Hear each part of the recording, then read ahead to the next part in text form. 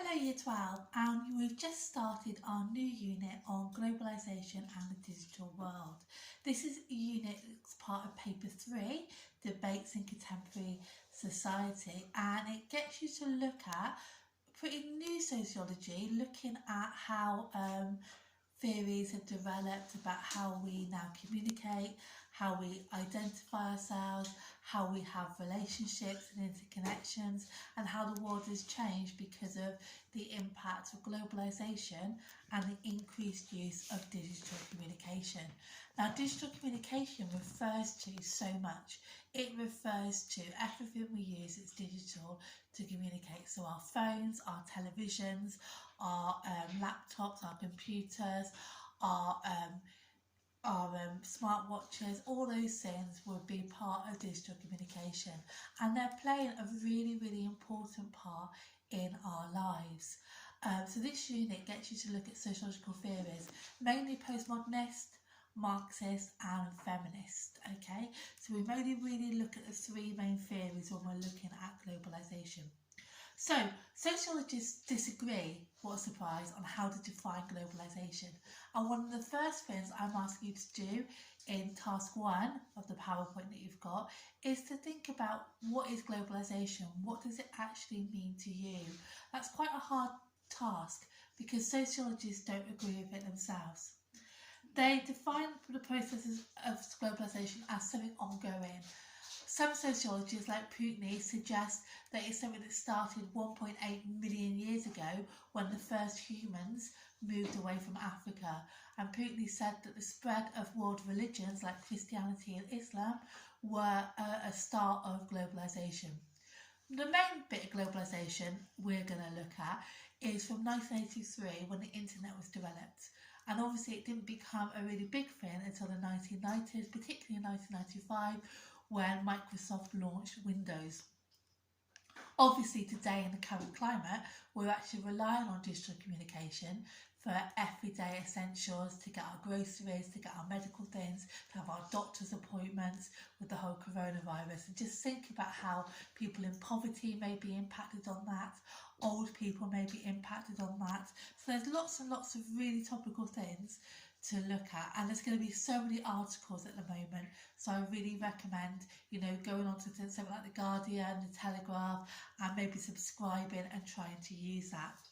So as I said, sociologists like Anthony Giddens see globalisation as a process that's taken place since humans started to migrate, and that it's sped up with the introduction of the internet in 1983. Sociologists like Alwood, that we're going to learn about, describe the concept as the least understood concept, despite loads of people writing about it since the new millennium. And Martel suggests that at a very small micro level, globalisation means that the geographical distance between us is no longer important, that we're actually living in a world that is relatively smaller. Okay, so back in the 1960s, sociologist McLuhan actually predicted this idea of a global village that we're now living in, and talked about this whole superculture. He actually started to talk about how he thought things were going to change and how everything was going to be more similar. We call that cultural homogenisation. That's a reduction in cultural diversity around the world. The idea that everything is getting quite samey. And we're going to look at that in more detail when you look at George Ritzer's idea on McDonaldisation. And George Ritzer, when he was writing in 1994, actually predicted the fact that we'd be going into supermarkets and that we would just be able to self-scan things. So when you come to read what he said, you'll actually be able to see what he was talking about. So some sociologists argue that we're now in a third age, which is the computer or information age, and that the early 21st century saw further revolution in communication with apps like Skype, meaning that people can chat to people on the other side of the world. Digitalisation refers to a dramatic change in how our information is stored and transmitted. which means that we've got lots of different things now that we can actually, we can share things on clouds. You don't have to have a floppy disk I had when I was a kid. You have these data pens, you have clouds that you can put things in. But then obviously with that, there's data exploitation that could come back. So we're going to start thinking about Marxist idea. And this has led to something that sociologists call media convergence. Media convergence is a coming together of different things. It's when you're using your phone, not just as a phone, but as a shopping tool, as the internet, as the thing to read on with your Kindle app, watch films on.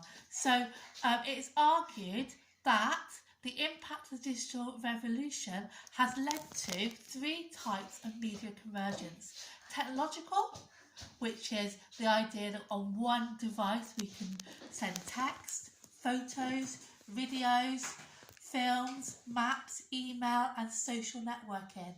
It can also be economic, so using convergence of the media, computer, television and telecommunication companies like Virgin Media, TalkTalk, Sky, they're all bringing those services together. So you can go with something like Sky or Virgin and you can get pretty much your broadband, your home telephone, your TV, your Netflix, all of those things that we use, and your mobile phone, and it can all be supplied by one company. And then cultural, the idea that members of society are increasingly interacting with each other through some type of digital communication. Old ways of communicating, so using the landline, writing letters, sending postcards, have declined in favour of Snapchat, Instagram and Facebook messages. So basically it's over 2 million people around the world now use Facebook regularly. So that's something that we're going to look at. In the USA, web users spend more time on Facebook than any other website. In 2014, Ofcom, they regulate communication. They said Facebook is the default setting for 96% of adults. And sociologist Randy argues that both identity and community are increasingly shaped by the virtual world, and that teenagers can no longer imagine their lives without social media. And in my household, that's definitely the truth. If I turn the internet off, oh my gosh, we have World War III. And there's more and more evidence of people actually forming and creating relationships online. So that's just a little introduction of what we're going to be doing. So the first PowerPoint is asking you basically to start off with thinking about how the old traditional ideas of sociology came about, with getting you to think about how Marx explained society, how Durkheim explained society, and why those old traditional ideas maybe don't work to explain what's going on in the digital world. So if you think about the time that Marx was writing in the 19th century, he would look at the structures that were in place, and he tried to explain how the ruling class, the elite, the bourgeoisie had power and control over the proletariat, who were obviously working in the factories in the industrial age, and how they were exploited. They look at the structures of society. It's a structural approach. In the postmodern world that we're living in now, after the millennium, with the whole digital communication, that some of those lines are now blurred. We still have a ruling class, but in terms of their power and influence with social media, do they have that effect anymore? So it's getting you to try and question some of those ideas, and then looking at how things have changed. So at the start of the 20th century, let's think about things in terms of communication. If you were lucky, you would have a phone. There would be telegrams, there would be letters, there would be transport, railway, automobiles, but not many people would have them to begin with. Then obviously they got bigger and bigger. Bicycles, to now aeroplanes, cars, maybe even smart cars in the next few years. Just think about the way we are transporting ourselves. Communication. When was the last time you used a landline? When was the last time you actually wrote a letter to send to somebody? I suspect the most times you contact people is via email, Snapchat, Instagram, probably even making a mobile phone call is probably only when you really need to. So the whole way we communicate and live our life and even meet people, you know, we don't very often just meet people generally, we meet people online as well. So we establish friendships and networks online. And that's some of the things that we're going to be looking at. I would like you to take a few minutes as well as you get to the slides on the PowerPoint to actually think, well, how can I actually define globalisation? What does it mean to me? And then think about, well, what are the problems with this? And then look at the sociologist ideas I've given you from Cochrane and Payne, Giddens, and see, well, what are the problems are there? What do they miss out? What is in there? Because you could have a exam-based question, a 9-marker, asking you to look at some of the problems with defining globalisation. Later in the slide, I'm asking you to think about globalisation and think about it in terms of positive and negatives. So some of the positives is about bringing people together, about sharing cultures.